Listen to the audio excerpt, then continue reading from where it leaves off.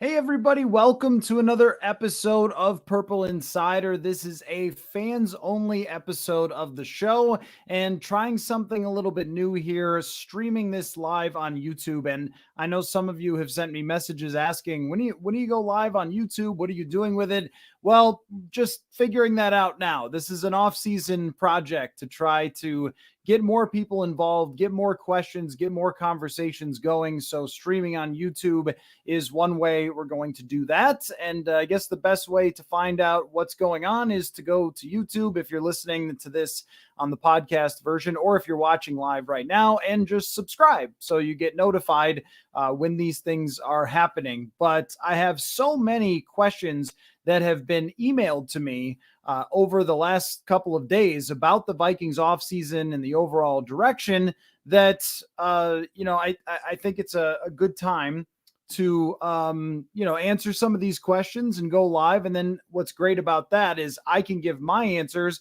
but also you guys watching and commenting can also give your answers and what you think of some of these questions, and also ask questions of your own as well. So I've figured out how to do the screen share and all the other things that it takes to be officially a YouTube streamer here for Purple Insider. So a big step for the company, I guess. So let me just begin with, I've got the Google Doc and I can show you guys the file of the questions that I've gotten, and I've made them big so you'll be able to see them. And we can start with the first question and go forward. I did want to say, just as a little opener to the show, by the way, that I am amazed at how wild the discourse has gotten about football in general and everything happening just one day after championship weekend. We've got people thinking the NFL is rigged, even though there probably wasn't a holding on the play, and maybe nobody did block anybody in the back. It just kind of looked that way. And maybe the league didn't care whether one or two of its superstars was going to the Super Bowl at quarterback. But we've had some crazy things also with Brock Purdy. He gets hurt, so now he's going to be out 6 months. It's unclear what his future is going to be like in San Francisco. And guess whose name gets popped up is Kirk Cousins, because Kyle Shanahan has always had a love affair with him, which is very, in my mind, far-fetched, but who can predict football? So I don't know. Maybe there will be some questions about that. I agree, Nathan, with your comments that bad refs is part of it, but also an unreffable game. That's another issue. Is the rule book is so deep and thick and absurd. And also, I mean, we have the capability to have an eye in the sky that they don't really use. And when Devontae Smith did not catch that ball for Philly and it hit the ground, they could have stopped the game, did a quick review, and like that's in the rules that they're able to do it, but they only pick and choose when they're going to be doing it. I think that solutions have been there for some time that they have chosen not to use. And that's what's gotten them into this place. I really don't think that they go out of their way to try to set up certain matchups. And if that was the case, I don't know that Cincinnati would have been in the Super Bowl last year. Such huge markets as Cincinnati and Kansas City. Like what? That's never really, I've never really thought that. There are some times where there's a penalty that keeps the game alive, when maybe if a team scores, it's going to be over. And I don't know, you raise an eyebrow, like what? Maybe it's just human nature to try to give one team a chance, or maybe somebody actually just committed a penalty. But rigged, no. Could there be improvements? Yes, that is for sure. It turns out that there's a chip in the football, but it doesn't really tell you accurately enough for them to use it. Like that just. This is the greatest sports league in the world, folks. And yet still at the same time, we have all these frustrations coming out of championship weekend. So it's been a crazy 2 days here since we got our Super Bowl matchup, but lots to discuss as far as the Vikings go. So let's just get to our first question here. And these are coming from either my Twitter at Matthew Collar or at purpleinsider.com. You can go there, use the contact us, send me a message if you want to get on one of these shows, or if you're live, of course, you can ask questions and respond as well in the comment section. So this one comes from at JRG. Hi, Matt. Question for the Fans Only podcast. Can you give me a good reason why the Vikings don't trade away everybody this offseason, tank next year, and select Caleb Williams, pair KOC and Caleb, and we finally have a franchise quarterback for the next 10 years. Now, I think that if you are a Cincinnati Bengal fan and you see that question, you're like, yeah, works great. Because they landed Joe Burrow and they have a former McVay head coach, and you're kind of like, hey, we could be them. But the problem with that for where the Vikings stand right now is kind of obvious, right? It's Justin Jefferson and Christian Darrisaw and the other good players that they have. I mean, that it's a little bit problematic when you have players that are elite at their positions. You would have to go really far out of your way to lose that many games. And not only that, but you would also have some pretty darn unhappy players. And usually when you're drafting a quarterback at the top, A, it means you have a ways to go. And B, like it takes time to develop that player. It's not just your roster, but it's also that quarterback. And of course, there's the risk of it not working out, but that goes with everything. With every scenario that goes into drafting a quarterback, there's a risk it could not work out. But it usually takes a number of years. So if you've just won 13 games and then you're saying, okay, well, we're going to tank, we're going to tear it all apart, we're going to lose a ton of games, and it's going to be horrendous. In theory, that sounds great. And if you were playing Madden, that would be super easy. You put the punter in at quarterback, you sim all the games, and then you go on to the next year. But tanking is hellacious for everybody involved. And if you want Justin Jefferson to sign a long-term contract extension, and if you want Christian Darrisaw eventually to do the same, he was only drafted 1 year behind Justin Jefferson. These guys need to be long-term parts of your team if you're going to go to a Super Bowl. Normally, teams that go to the Super Bowl, you'll be amazed by this take, have superstar players on their teams. You don't have to look much farther than Philadelphia. And if you're going to manipulate two of those guys to make them absolutely miserable and lose every single week, it's going to be a lot harder to keep them in the future. And those are not easy players to replace. A franchise left tackle, a megastar receiver who sets records, those are guys that you want to keep on your team. Also, are you going to be the one that tells Kevin O'Connell, hey, 13 wins, great debut, love to have you here, but we're going to take away all of your good players. And would you mind starting Nick Mullins at quarterback for like the whole season?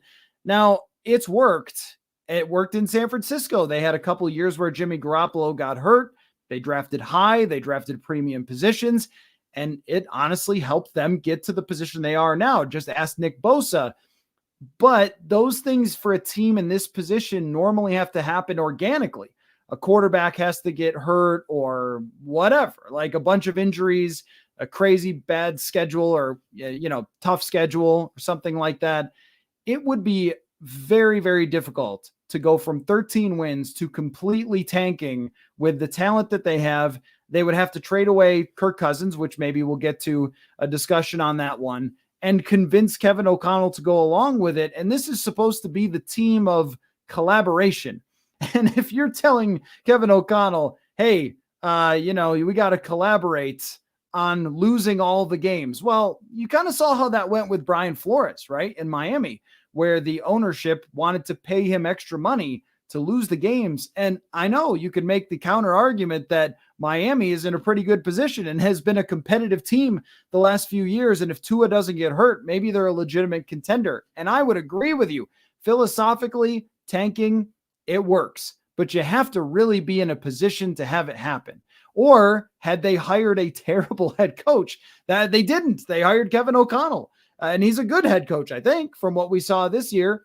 Had they hired Urban Meyer, this would be a much easier conversation to have.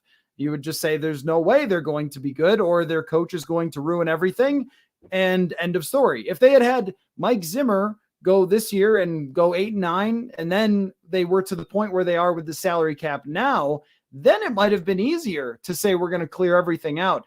If they were going to do this, it really had to be last year. And there were quarterbacks to tank for, but how can you say that that was the right decision if they won 13 games in the division?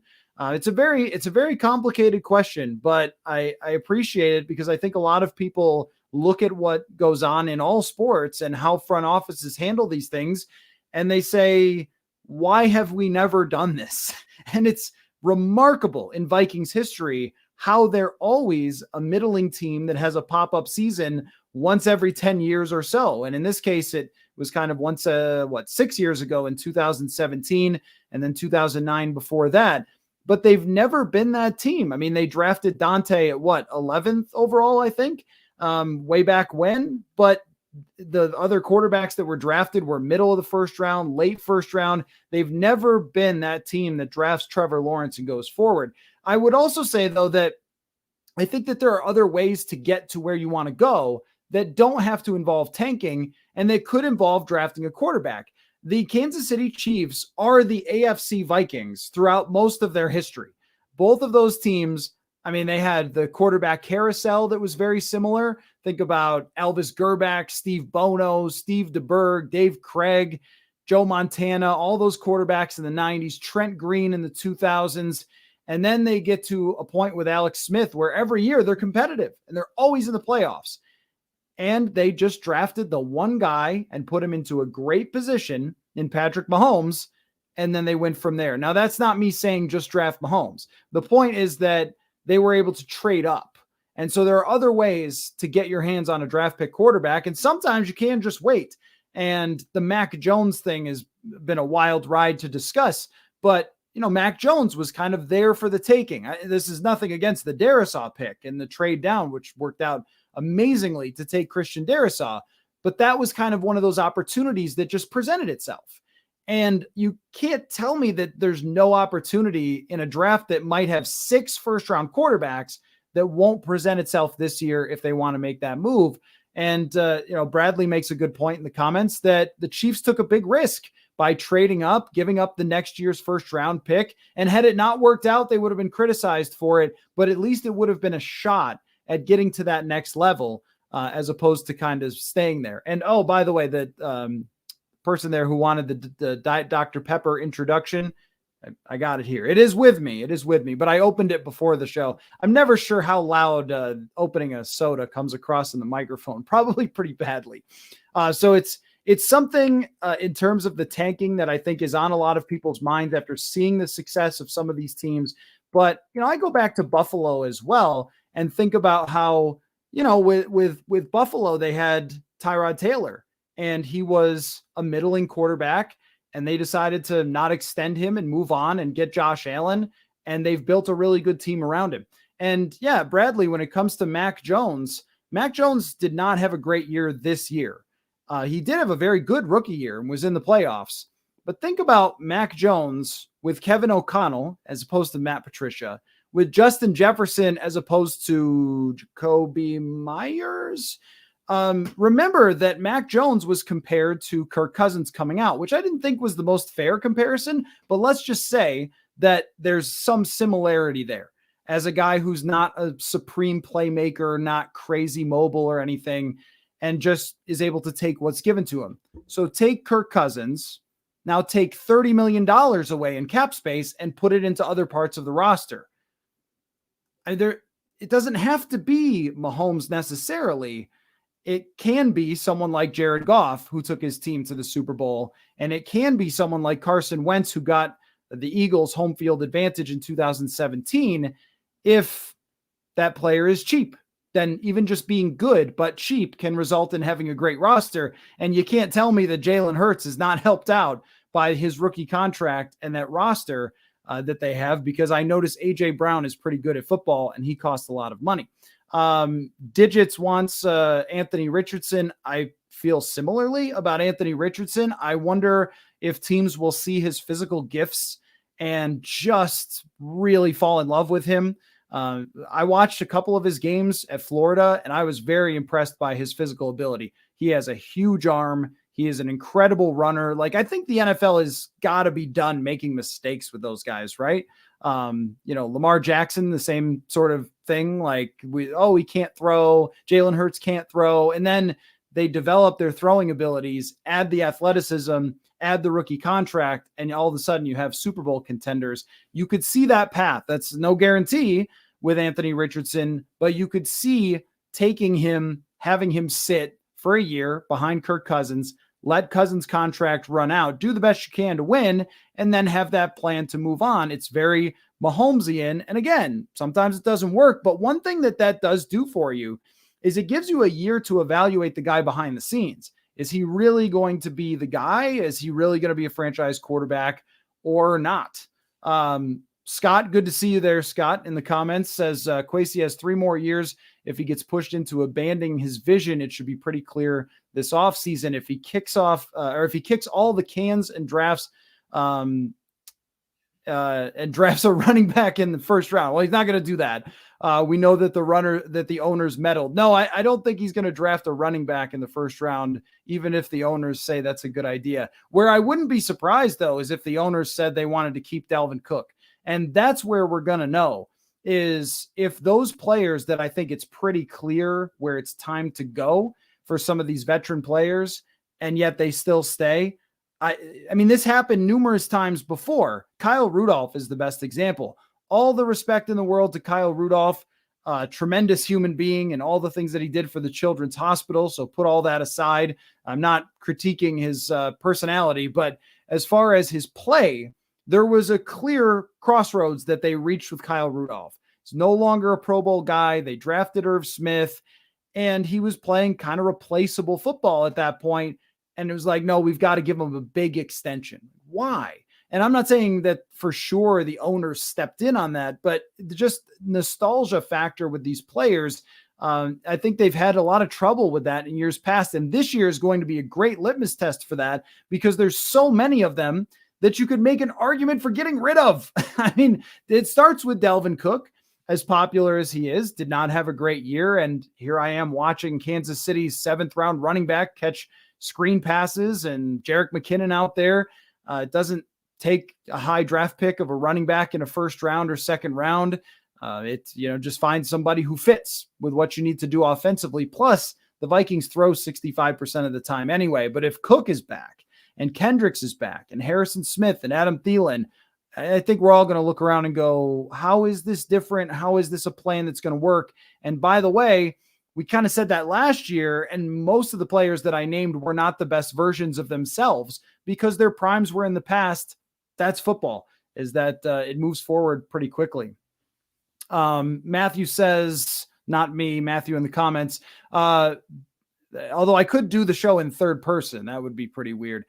Being a GM in the NFL means taking risks. Anyone who's too afraid to draft a top tier quarterback and settle for a good one shouldn't be in that position. Yeah, I mean, so I tend to agree with you. Here's the one thing, though, from if you put your actual GM hat on, everything's easier. Just like refereeing, everything's easier from home. And I want to recognize that because so Thomas Dimitrov, for example, I know he's doing a podcast that I've been listening to lately. He was the 2-time GM of the year and did not get another GM job right away. Rick Spielman built a team that went to the NFC Championship and was competitive for a long time. And you can bet that he's doing videos on Twitter and stuff in part to keep his name out there. Did not get another job. A lot of times with these GMs, the next guy in waiting is the Kwesi, and it's not the other GM. And a lot of times they're afraid to make that move because they know they've only got one shot at being a general manager. And if you blow it, then you're probably not going to get back to that position. Now, of course, you and I probably look at that the opposite way, that if you don't take that risk and you do ride the thing that you know to the place that you know it's going, then you're probably going to get fired anyway, right? If you don't take those risks, you're not going to win, and it's just going to start, going down and down. Digit says these extensions the Vikes made are often sentiment, not performance, root cause of 0 Super Bowl wins. I'm not sure if it's exactly the root cause of 0 Super Bowl wins. One is a field goal that went wide to the left. Another is quarterback's knees. But these extensions at certain times made sense, but they weren't really, what's the right word? Like frugal enough or just discerning enough when it came to a lot of those extensions. I think that they needed to be a little more harsh, a little less sentimental. Anthony Barr, someone needed to tell Mike Zimmer no. And Anthony's another player that I have the greatest respect for, but his contract did not fit what their situation was. If you have a quarterback as expensive as Kirk Cousins, then you have to be very sharp around the edges. And this is Kansas City. Kansas City needed to know exactly to a T whether they could get rid of Tyreek Hill or not. And the answer was yes, that they could build an offense that had numerous weapons that Patrick Mahomes could use and lean on Travis Kelce, get some running backs who could pass block and catch out of the backfield. They knew exactly what they could replace, and they did not pay Tyreek Hill. Is there any doubt that in that same situation, the Vikings just hand out the money? Like they would have probably, but sometimes when you are in the Patriots position with Brady or with Mahomes and you're in your Super Bowl window, you also have to be very, very considerate of who you pay, because down the line, you won't be able to have a complete roster. And if this year tells you anything, but it always does, it always tells us something about how teams are built, is that complete rosters are what wins usually. I mean, every once in a while, a great offense and a mediocre defense will get there, but a lot of times it's the most complete rosters that make it all the way through the playoffs. On Mac Jones, I think that's right that he is average, but is he average if he has the best receiver in the NFL? That would be my question, because I think we see that a lot where, I mean, how about Aaron Rodgers this year? He gets the best receiver in the NFL taken away from him, and then his performance dips quite a bit. I think everybody who isn't Mahomes is susceptible to that, but also can be boosted by that. And also maybe they'd pay a guard and put together a great offensive line as opposed to trying to draft one. I agree, Digits, that if Richardson doesn't work out, you just try again and you keep taking those swings. And Clark that says Richardson has no touch. See, this is a fallacy that teams fall into, and it's a fallacy that fans fall into, is that we can watch these guys play college football and figure out what they'll be when they get to the NFL. And I think it's become very clear that we can't, that they have physical talent that matches the NFL and character makeup. And then it's all guessing. And if it wasn't, then they would have been right about Lamar. They would have been right about Josh Allen, who wasn't the first quarterback drafted. They would have been right about Mahomes or Watson, who weren't the first quarterbacks drafted. I mean, if you go back, and I did just for fun, and you look at the draft analysis of Jalen Hurts, there's a lot of comparisons to Taysom Hill. I mean, people thought he couldn't throw the ball at all. And now he's in the Super Bowl and even has some of the best numbers throwing the ball on 3rd and long. I mean, we just don't know how someone's going to develop. Bradley mentions Brock Purdy being out and the Niners calling Kirk Cousins. I guess if it happens, then everyone can come back and be like, haha, you were crazy. And it was always there. The writing was always on the wall. But San Francisco only has a couple $1,000,000 as far as cap space goes, and they've got some extensions to give out. I just don't really know how they make that work without sacrificing the roster, which is what makes them. How they would make a Kirk Cousins trade work out. Like, doesn't it make more sense for them to keep Brock Purdy and let him, heal? 6 months is not when the season starts. And also they still have Trey Lance, who they don't have to trade. We've acted like they have to trade Trey Lance, but they absolutely do not have to trade Trey Lance. They could go back to him. He'll be healed and ready to go, and they can go forward that way. That makes them much better in terms of the salary cap for their immediate and their future. And also, if you're the Vikings, like, do you really want to give them that quarterback? If they can win with Brock Purdy and they can win with Jimmy Garoppolo, would you want to say, yeah, actually go ahead and have our quarterback and win some more? I mean, maybe. I mean, that's what Detroit did with Los Angeles, but they really had to be in that position where they were ready to go all the way to the bottom. And I don't know if this team is that, because Detroit did not have a Justin Jefferson. They did not have a Christian Darrisaw in place as guys that were hitting their prime. They didn't have that on that roster. They had nothing on the roster. Something that comes up all the time is the idea that the Wilfs are to blame. And and that I guess not enough people call them out. I don't know. Well, we have talked a lot, at least on this show, about the relationship between ownership and their direction. And this is another thing that I think falls under the category of being a lot easier to say than like to try to put yourself in their shoes a little bit, that along the way, there was always a reason for them not to pull it apart entirely. Now, I think we can all look back at 2020 and say Philadelphia let their team go to a 4-win team. The Vikings scratched and clawed after starting 1-5 just to get to 7 wins. And they should not have done that. They should have at that point admitted where they were and gone forward. Or even, the 2019 to 2020 season, not extending Kirk Cousins, not extending Mike Zimmer. And that was maybe a first guess for a lot of people that they had run to the end of the line, similar to how it feels now. But you can see if it was your team and you owned it, why you wouldn't want to accept that, why you'd be like, we just had a good team. That year, they had a good point differential, by the way. We were able to beat New Orleans in New Orleans. Why don't we just get X, Y, and Z and we'll be back? And maybe we'll have one dip year, but we'll bounce back and we'll have Cousins ready to go in 2021 with a good team. Like, you can see why they talked themselves into it. I don't know where they stand on this offseason because they don't put a lot out there. And so all of us are kind of left to guess what the owners think about where they are. Like, are they being told that they can do this again next year if they get a new defensive coordinator?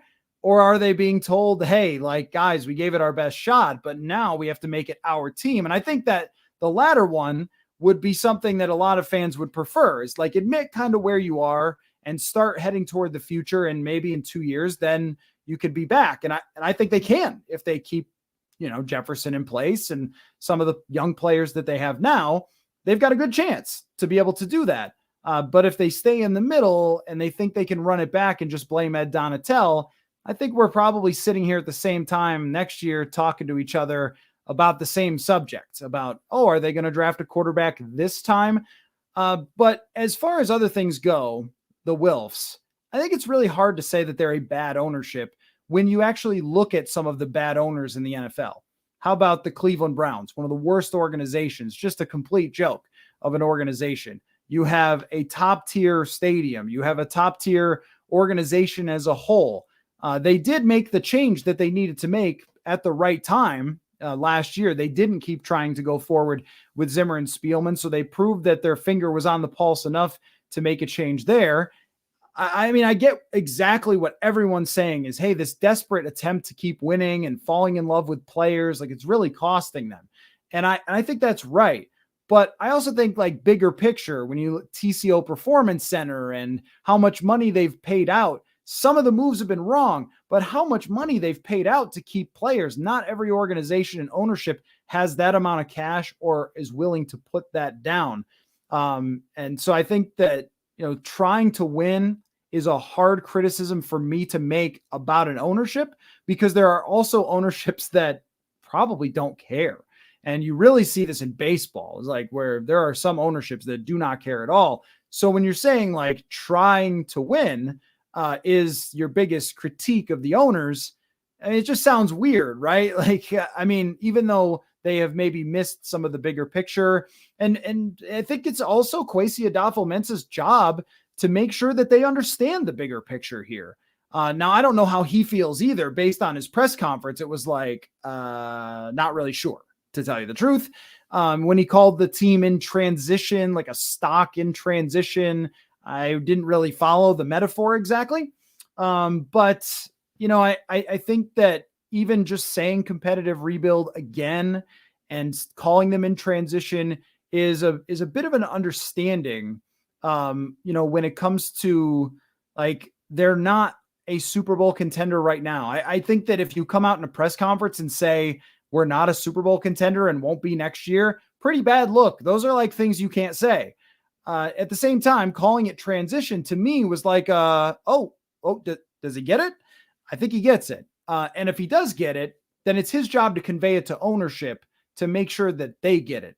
And I like to quote Zach Lowe on this from ESPN. He said that, like, sometimes the best GMs are just the guys that can handle the ownership and their whims and their wants and needs and convince them to go in the right direction. So I think that that's on him to do, but also, it might involve convincing Kevin O'Connell as well. And that's where there's a lot of these situations, that are more complicated than we all make it. I mean, I'm definitely part of this as well.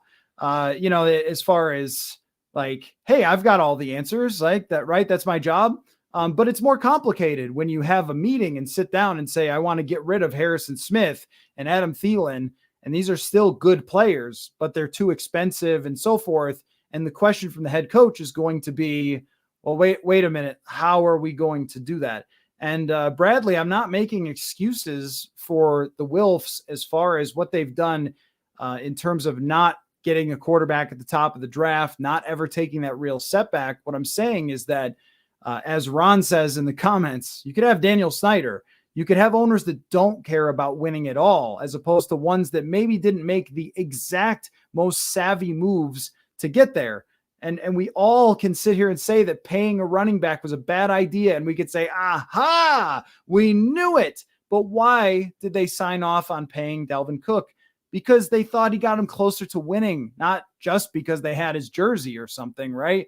And I can understand that, is my point. That I know that everybody is frustrated, but I can understand when an ownership is saying, I want to keep Dalvin Cook because he's a good player and my head coach loves him, right? That's the point.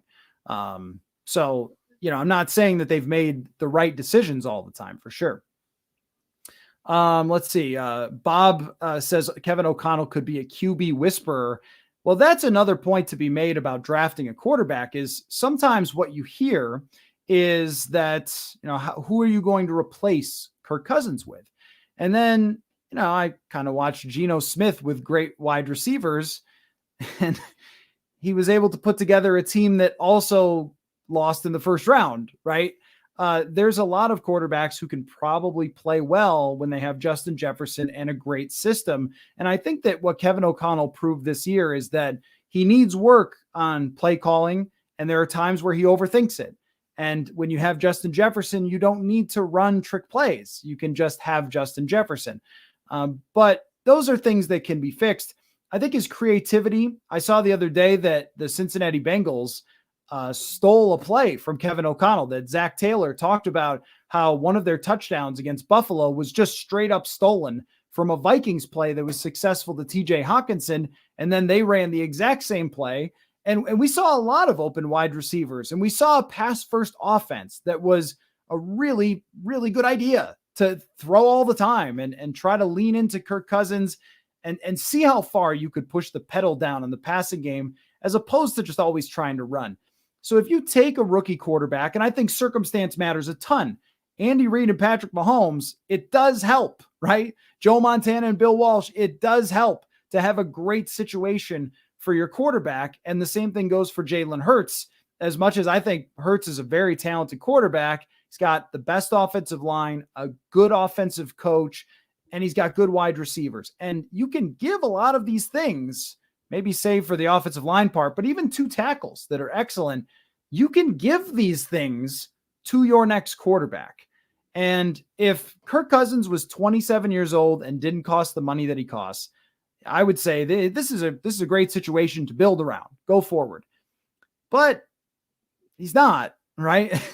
Like, that's just not the case. And yeah, Bradley in the comments, I'm not saying that it was the right idea to sign Dalvin Cook. I was against it at the time completely, signing Dalvin Cook to a long-term contract. And my prediction was that a couple years into it, he would be fading. And that's exactly what happened, because that's exactly what happens to every running back. My point was that when the owners sign that guy, then I get it. Like, I get why they did. I get why they wanted him. If your head coach said, I want him, I need him, you have to sign him, I understand why the owners did. I don't look at that and say, how did they not know what I knew?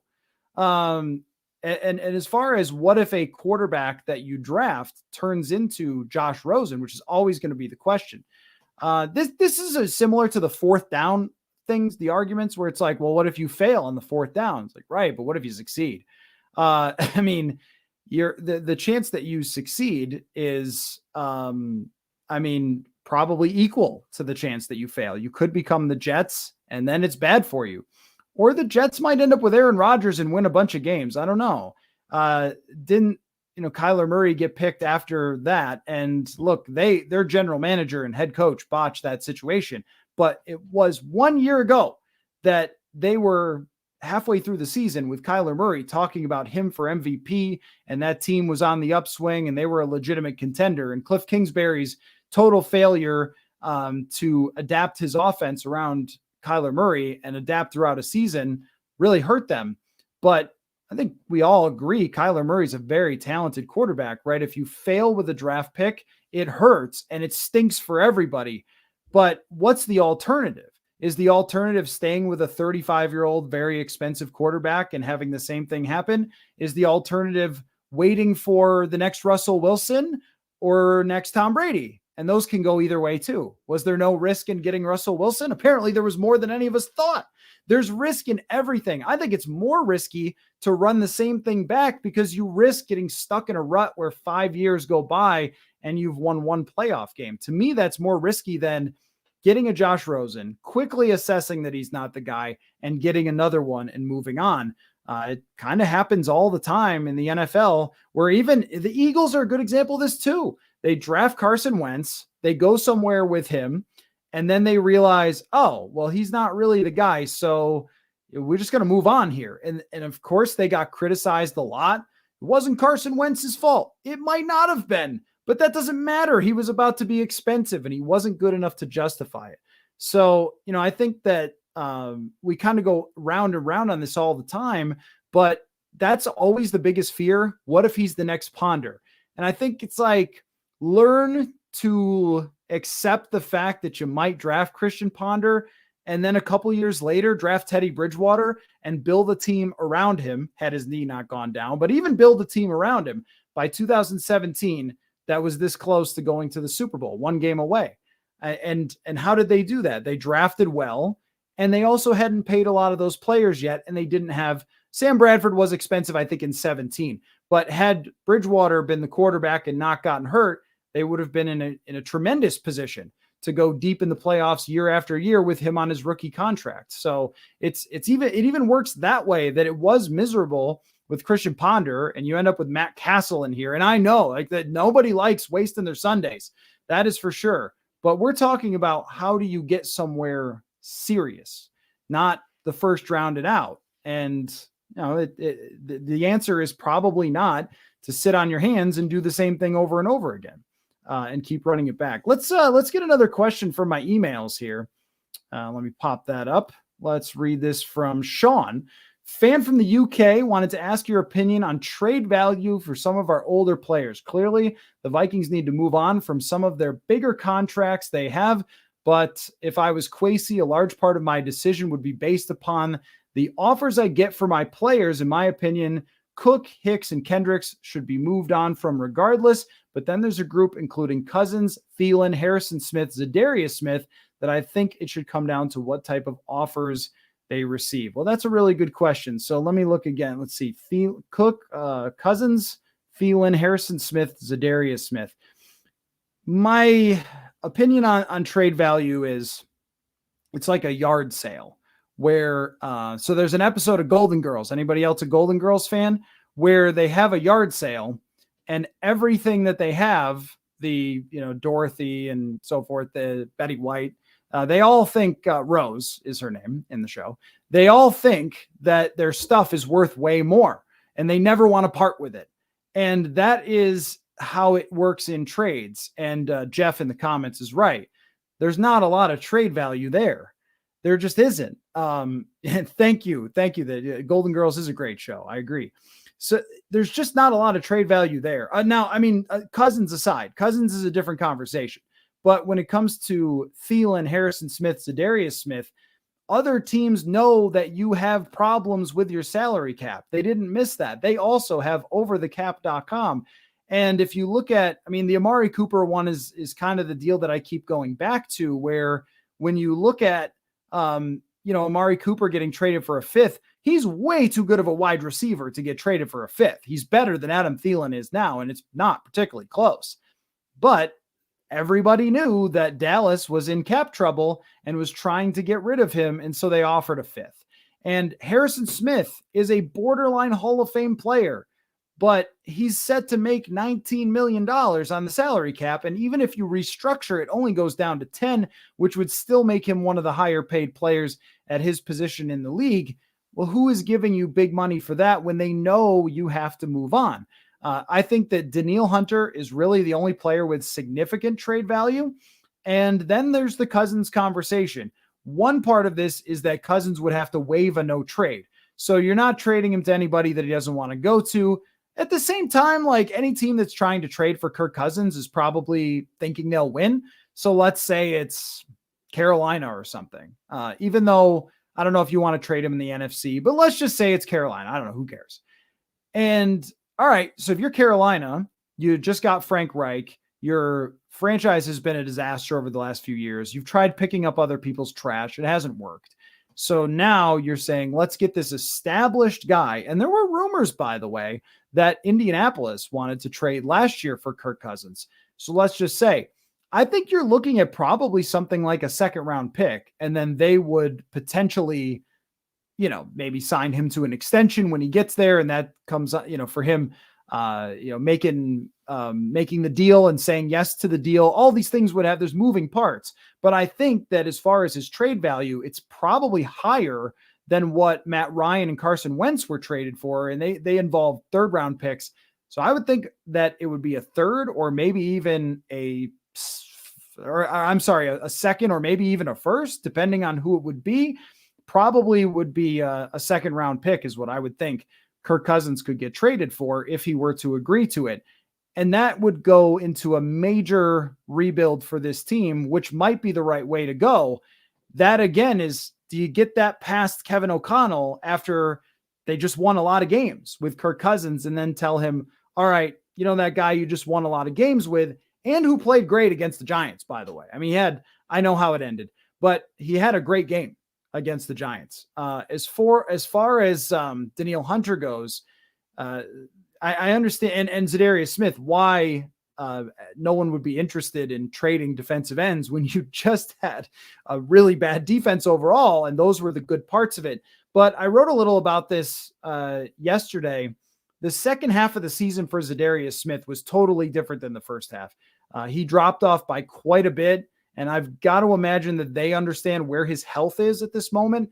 But the problem with even trading someone like Zadarius Smith is, once again, the contract, where it's a difficult contract to take on. Maybe now a team with a ton of cap space could do it, but it's still like a $16 million cap hit.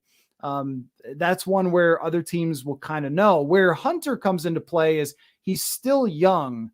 And he's still very good. He was a top 10 defensive end by PFF. I think that people's first impression of him this year in the system was that he didn't fit and was having a bad year. But when you look at his numbers through the second half of the year, he really picked it up and played the same way that he has through his career. 10 sacks. I mean, maybe 10 and a half. Really good season. I mean, that's something people will pay for. Khalil Mack got traded for a second round pick last year. You could see that happening, and then, an extension. But then, as everyone would obviously bring up, well, who's rushing the passer if you're moving on from these players? And they haven't really developed those guys. And this is why they're in the position that they're in, is really because over years of drafting, they have not put guys as the next man up. Like Danielle Hunter was the next man up when B-Rob got old. He was there, third round pick, star. I mean, how about a wide receiver, like drafting a fifth rounder in Stephon Diggs, who becomes a star? It's not something that happens every day, but that's one of the reasons you end up in the NFC Championship in 2017. You're right to say that drafting a second round guy who becomes as good as Danielle Hunter would not be easy, but that's not really the formula. The formula is Danielle Hunter is going to make between $23 and $28 million when someone has to sign him to a contract extension. Can you replace that with developing other players? And by the way, like, you draft a guy in the third round who becomes Danielle Hunter. It's not like no one could ever become him again, or that you can't stack up multiple rushers or develop them over years. But, when you have all that money, you can go out and get extra pieces and extra players. And Philadelphia has done that. They've done that quite a bit. I mean, Ndamukong Suh, Linval Joseph, these are guys they had money for. And if you can create a deep pass rush rather than just one guy who costs a lot of money, I mean, it's all kind of an economics problem. It's not just Daniil versus the second round pick. It's Daniil versus the second round pick. And oh, by the way, $20 million in salary cap space. So we always talk about this through the lens of the quarterback, but it also has to do with, the rest of the expensive players as well. So when you have Justin Jefferson and $25 million on the cap is absolutely worth it. It just is. I mean, unless you have Patrick Mahomes, it's worth it.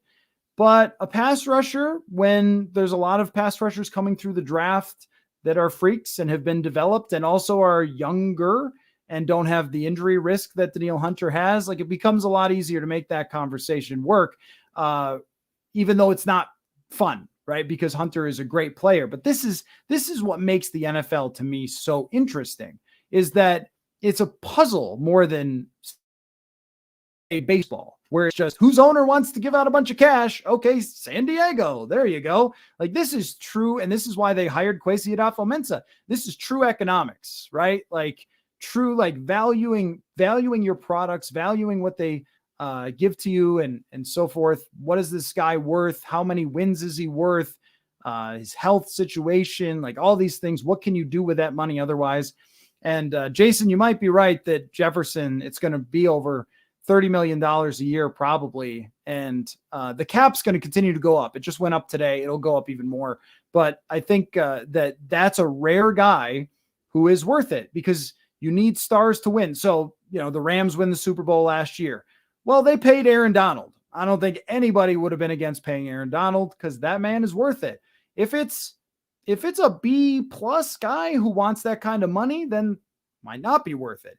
Also depends on exactly how the rest of the roster works. So when you have, Daniil Hunter at his age and his injury history, by the time you're really good again, where's Daniil Hunter at in terms of price and in terms of health and in terms of production? And this is something we've gone through with, like, when they signed Harrison Smith to this insane contract.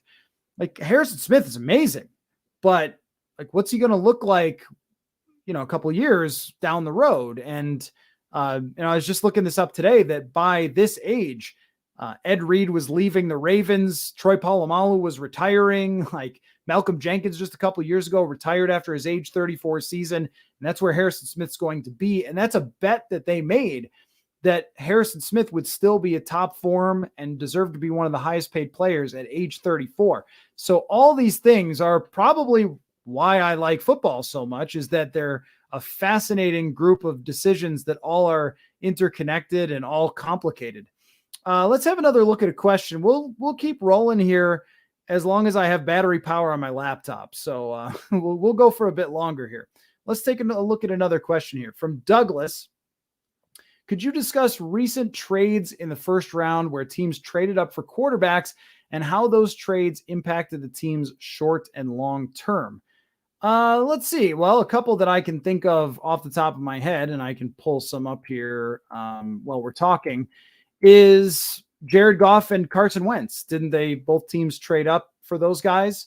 And they are, I think, one of my favorite examples to make this point about drafting a quarterback, is that neither one of those quarterbacks were Patrick Mahomes. Neither one of them were even really good. I think that Goff is pretty good, but neither was a star. Carson Wentz is flat out bad at this point. And yet both of those franchises had a lot of success. And I think that tells you how big the advantage really is. I don't remember some of these going back. I don't remember, but Patrick Mahomes was obviously one of them that Kansas City traded up for. Scott reminds me, both Trey Lance and Justin Fields. Right. The trade up for Justin Fields was, I think, a first round pick for the next year. And the Lance one was multiple first round picks. And one of the reasons that San Francisco can survive that is because they drafted so well before. And this is another discussion to have that I think is very reasonable. So when Philadelphia traded for Wentz, or say with Mahomes with Kansas City, what they were able to give those guys is a great roster right away. And if you're against the idea of the Vikings drafting a quarterback this year, I think that would be part of your case. It's like, okay, you could give him Jefferson, you could give him Darisaw, you give him O'Neal and Kevin O'Connell. That's a good setup. In my opinion, that's a good setup. But are you ready to win with that guy pretty quickly? Well, maybe not when you have to rework a lot of different places on your roster, including adding other receiving options, though Hawkinson would be nice for a young rookie quarterback. So in working through the argument would be maybe they're not quite ready to do that at this moment because they are going to have to go through a revamp. I personally think that they are ready and that they could be similar to something like the Wentz or Goff situations where you drop these quarterbacks into really phenomenal circumstances. Remember the Rams, they got McVay, but they also got Robert Woods. I think Sammy Watkins wasn't bad then. They picked him up. Andrew Whitworth in free agency was a big shock signing that they paid him. But remember how valuable he was to Jared Goff when he was protected. And I mean, that's part of the thing when you look at Philly and you look at the Rams and you look at a lot of teams that succeed, and Kansas City is just going to be the exception to the rule. But even they invested a lot on that offensive line. And what's been one of the biggest problems year after year? The offensive line. And so Fields, the jury is still out very much on Justin Fields and whether that will work. And they may have botched the timeline around Justin Fields. I think he showed flashes last year, but there's also reasons to be concerned. But with Justin Fields, they were not able to bring him into a situation where he could thrive. That's why it's so disturbing what happened with Zach Wilson, is because he probably was in a situation where he could be pretty good and he still wasn't. But if you're going to do it as the Vikings, you want to consider that you are closer to a Jared Goff Rams situation than you are to a Fields Bears situation where Matt Nagy was about to get fired. They were drafting a quarterback to try to save their own butts, like that kind of thing. And the Trey Lance one is strange too, because teams that are that good usually don't draft a quarterback like that and go all in for him. That is unusual. But the point just being that when you can give those rookie quarterbacks a great situation, then that's a big deal toward whether they succeed or not. Just to go off a couple of questions or comments that you guys had. Yeah, the first draft for Kwesi Adolfo-Mensah. Now I want to give that, I do want to give that time. Is it too early? Yeah, the question is it too early to say that it was abysmal? Yes, I think it is too early. But I also think that, some of the stuff on draft night was pretty questionable right away. And that's where you can kind of go back and be like, a safety, a corner with a lot of injury issues, a guard, like, were these really the best ways to spend the draft capital? And I remember talking about it that night and having a lot of fans be really unhappy because they wanted to like the draft. Every team wants to like the draft. It's the offseason Super Bowl.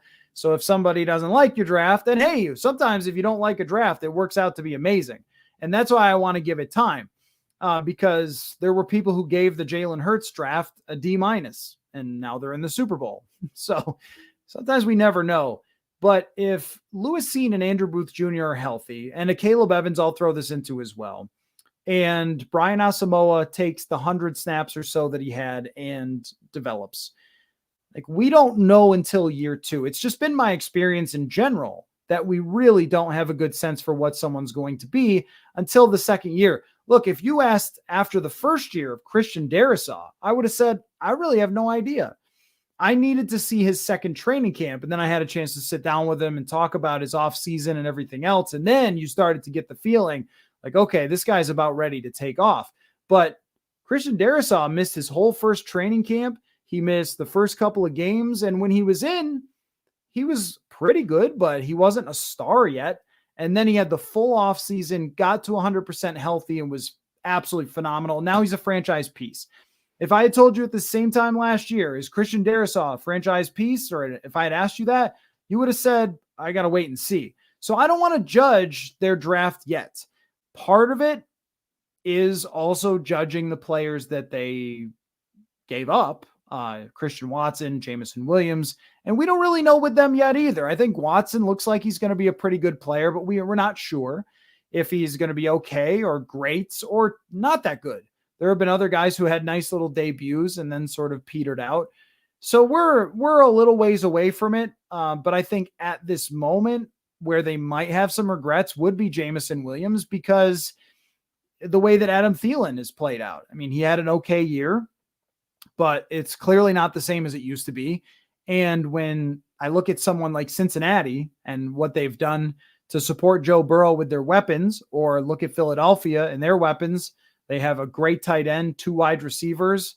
Like, that could kind of be you with Justin Jefferson, player X, draft pick receiver, and then TJ Hawkinson. And they decided to move down, take a non-premium position.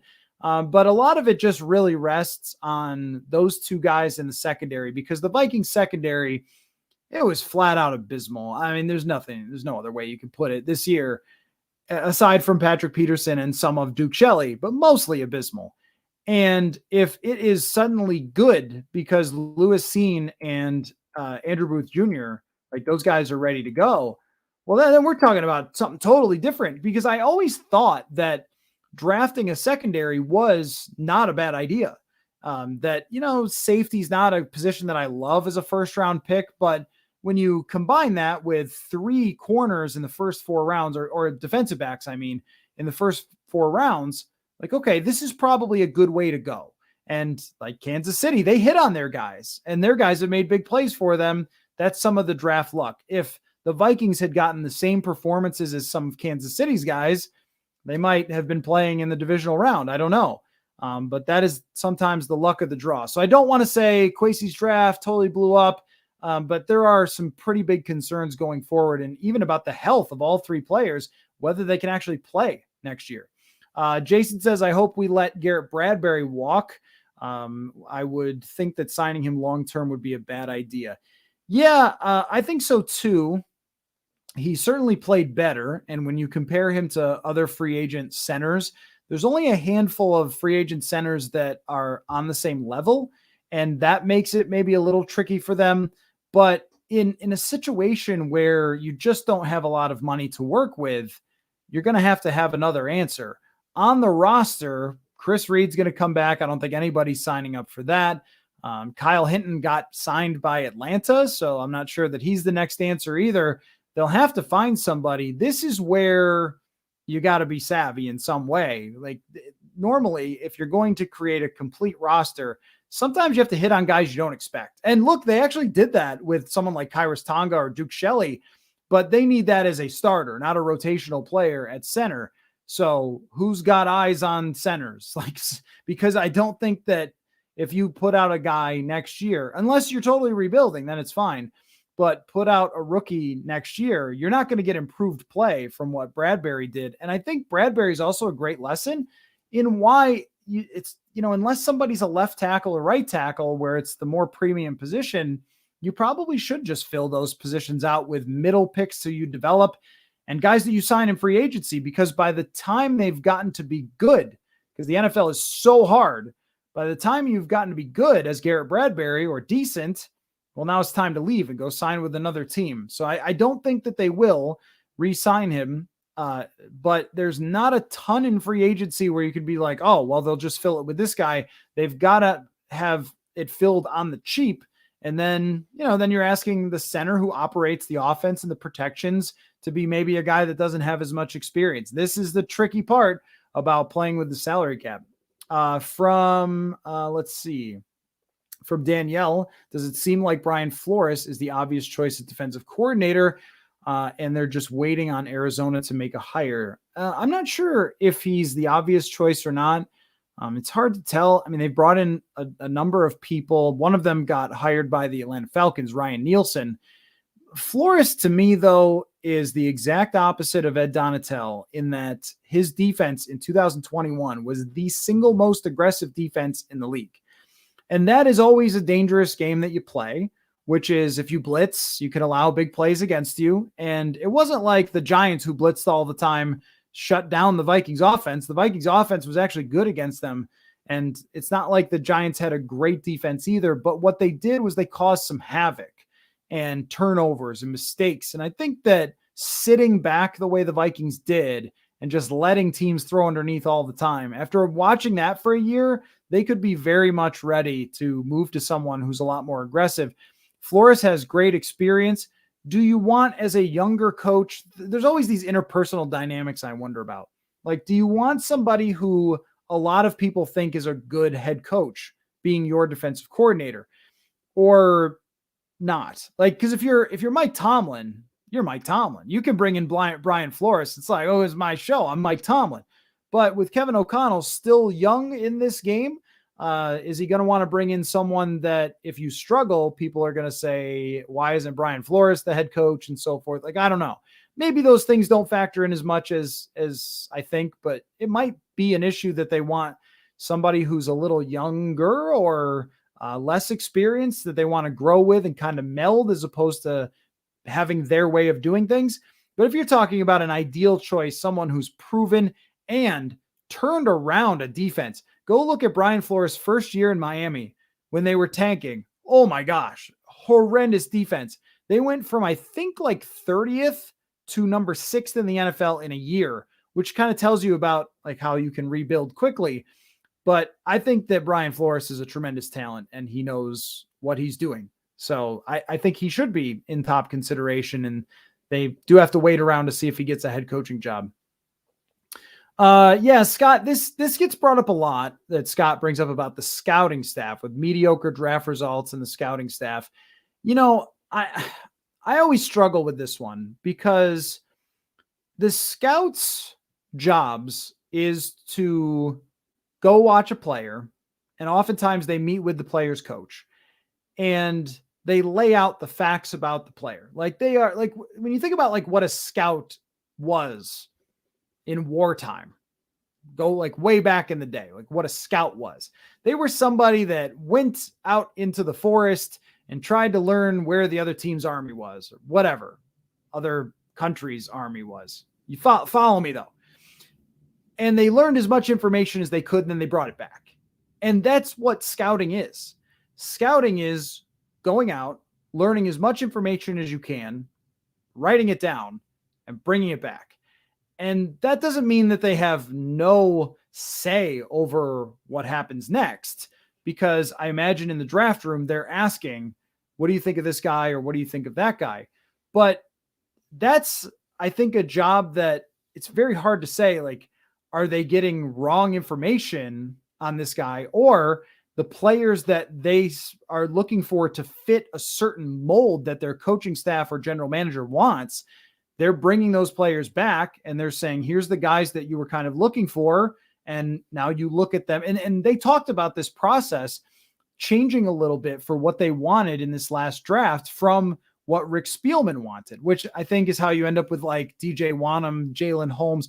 Like, they're presenting them to you. Here's the players that fit what you're looking for. And then the general manager is going to pick, and the coaching staff is going to pick from those players. So I don't think that, and it's hard to know like who's doing which scouting in the front office, but I think that most scouting departments are probably coming up with a lot of the same answers about a lot of players. And then it's on the decision makers to look at those players and decide who's the best fit. And what it comes down to a lot is, do you hit on the right positions and get lucky a lot of times? I mean, that's what it often comes down to, is do you make sound decisions as far as playing the odds, but then just sometimes get lucky enough to kind of hit on the right things.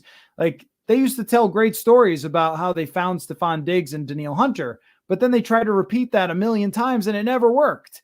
It's like, well, they just kind of lucked into it and they picked the right guy out of the hat that fit the description that they were looking for, that the scouts gave them. If that makes sense.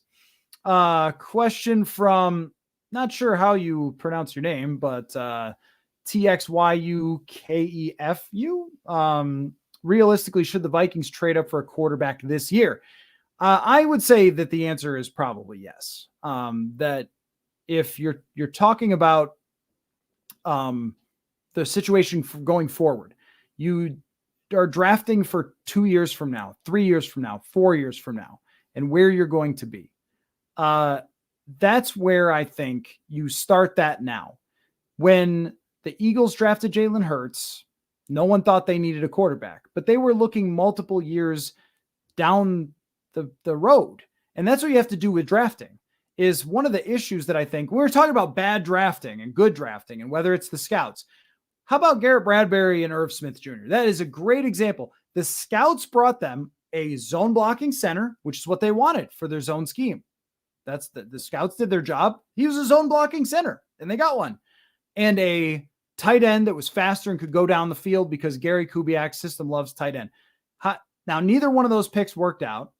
It's not the scouts who did that. They decided to draft two non-premium positions with top draft picks, and they tried to do it for right now, as opposed to a couple of years down the road. These are the real positions that are going to make a difference. And so they passed up on A.J. Brown, who was taken right after Irv Smith Jr., because they were like, no, we need a tight end, not a wide receiver. Well, I mean, there are many times where they drafted corners because they needed corners and didn't draft maybe something that would have worked out down the road. So I think that if you look at like, hey, right now they don't need a quarterback. They have a good quarterback. You're right. But a couple years down the road, next year, we're talking about Kirk Cousins will be 35, and then we're talking 36, and then we're talking expensive, right? So that's why I think it makes sense mostly for this year. And there's first round quarterbacks. It's funny. Enigma comes in and asks the question, which is where we started an hour and 10 minutes ago, about tanking for Caleb Williams. I love this second wave of people that we've had come in and join the conversation. So welcome to everybody. I think that the tanking is probably not a necessary step, is the way that I would like to phrase that, is when you have a situation that you can put a quarterback into on offense that could be instantly good. You don't have to tear it all apart. Now, I know you want Caleb Williams. Of course, he's talked about as the great prospect. And, Jamarcus Russell didn't work out, but a lot of the generational quarterbacks, prospects have. I think Trevor Lawrence is well on his way to working out. Andrew Luck absolutely worked out for that team and probably would still have them competitive at this point. Caleb Williams is going to give you the best chance, but I also look at the history of drafting quarterbacks. It's not always the first guy.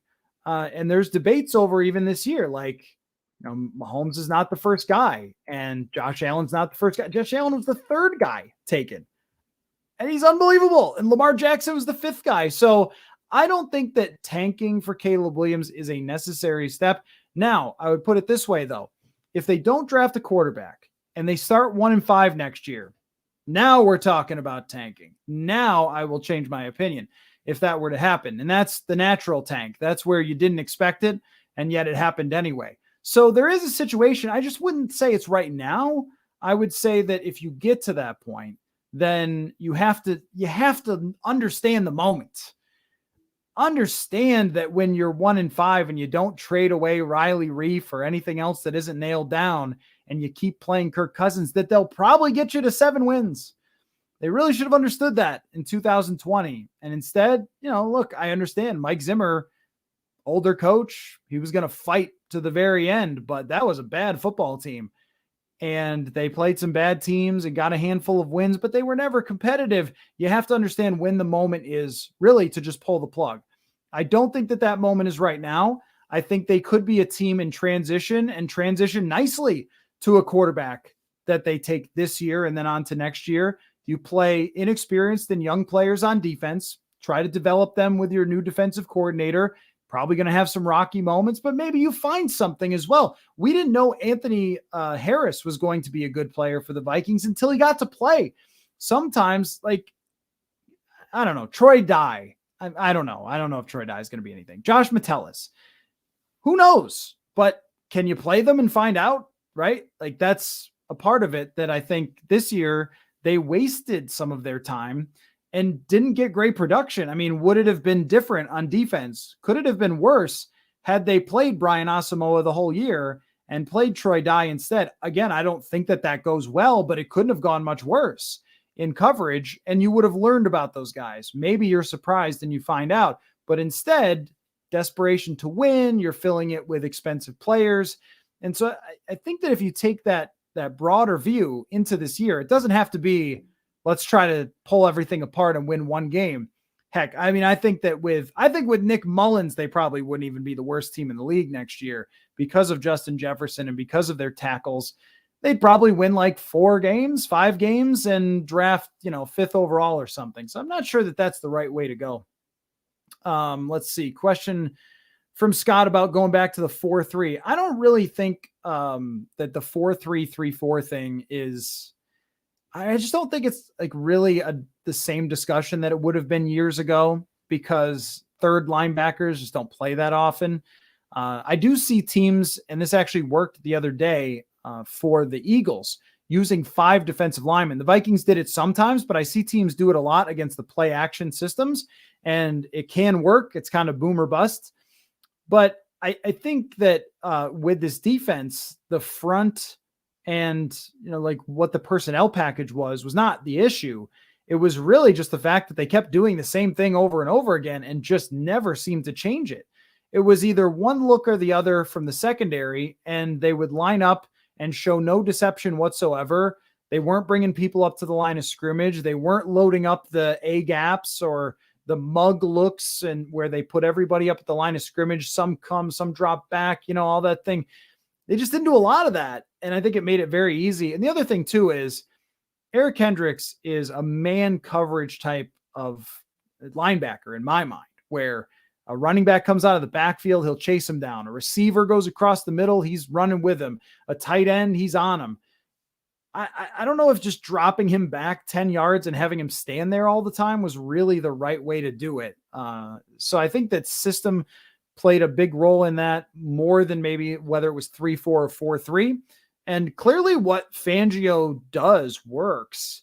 It's just that it didn't fit this personnel, I think, and maybe wasn't coached the best. And also, I think everyone would tell you that is involved with defense, it's really about how much you change things, because offenses will figure you out and how much are you able to change. And that's why Ed Donatell does not have a job.